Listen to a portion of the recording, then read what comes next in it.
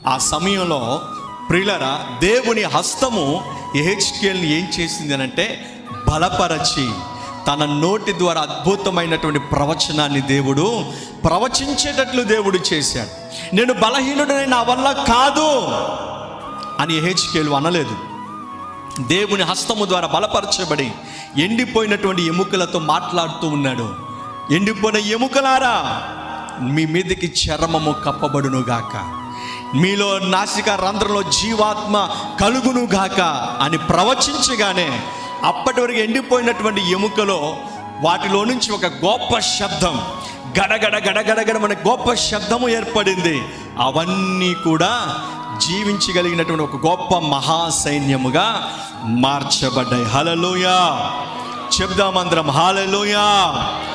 కొన్నిసార్లు మనకు అనిపిస్తుంది, ఏమనో తెలుసు, ఇది నా వల్ల కాదండి, నేను చేయలేను, నేను బలహీనుడను అని చెప్పేసి అని అంటాం.